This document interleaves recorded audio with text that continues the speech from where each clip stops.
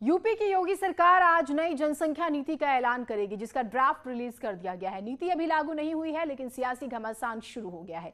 जनसंख्या नीति ऐसा मुद्दा है जिससे बीजेपी को सियासी फायदा हो सकता है। विपक्षी नेता इसका विरोध तो करते हैं, लेकिन खुलकर कुछ बोल नहीं पाते।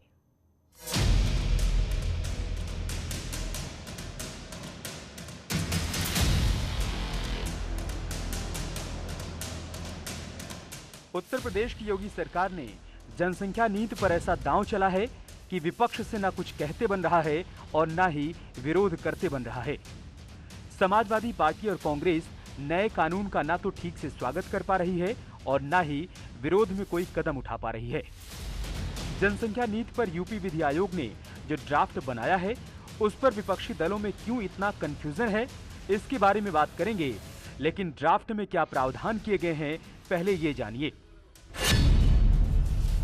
ड्राफ्ट में कहा गया है कि अगर किसी के 2 से अधिक बच्चे होते हैं तो उनसे सरकारी सुविधाएं वापस ले ली जाएंगी।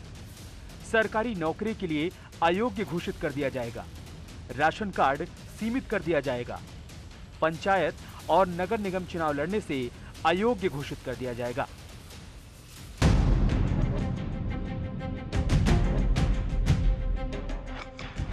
ड्राफ्ट में यह भी कहा गया है कि जो लोग 2 चाइल्ड पॉलिसी को अपनाएंगे, उन्हें कई तरह की सुविधाएं भी मिलेंगी।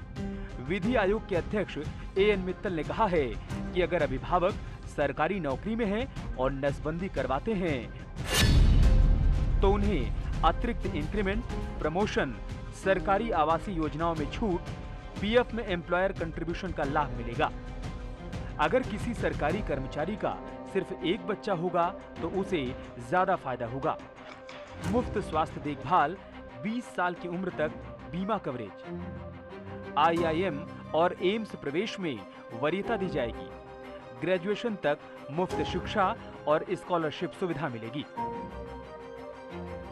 क्योंकि इसमें व्यवस्था ये की जा रही है कि ये अधिनियम पारित होने के बाद 1 साल के बाद लागू होगा।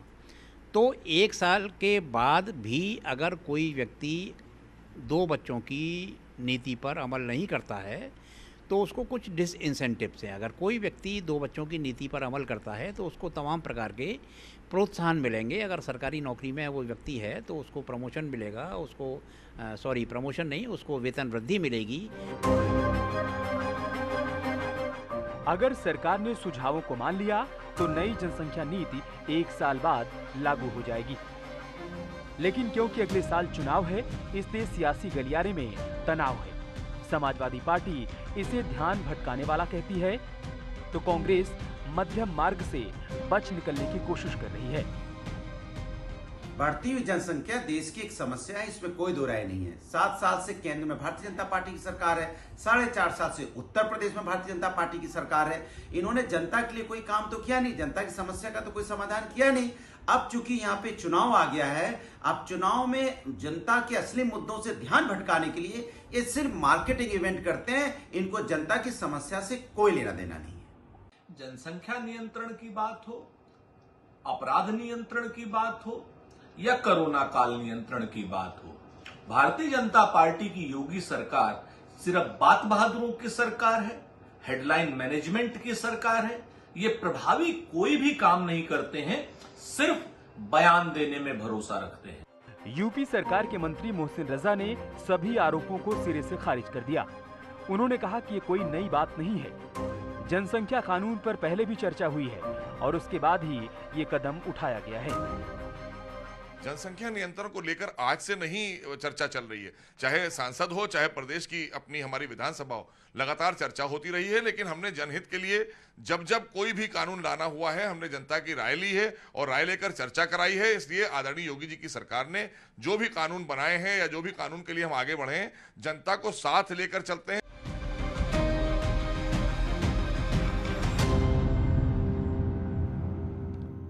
तो योगी सरकार के जनसंख्या कानून पर संभल से सांसद शफीकुर रहमान बर्क का कहना है कि बीजेपी सरकार चलाने में फेल हो गई है, नए नए कानून लाकर जनता को उलझाना चाहती है। अब ये इधर उधर की बातें करके उलझाना चाहते हैं हमें कि साहब इसमें बच्चे कम पैदा करो, फला। तो इससे पैदा कम करने से अगर ज़्यादा तादाद कम हो गई और दूसरे मुल्कों से कोई झगड़ा हमारा हुआ तो हम अपने मुल्क को कैसे बचाएंगे? ये कानून अल्लाह का कानून है जिसको कि हम मानते हैं, सारी दुनिया मानती है। और अल्लाह का कानून ये बना हुआ है कि अल्लाह ने जितनी भी रूहें पैदा की हैं वो सब आनी है इंसान की शक्ल में। तो कौन रोक लेगा इसको? आप रोकिए। वही कैबिनेट मंत्री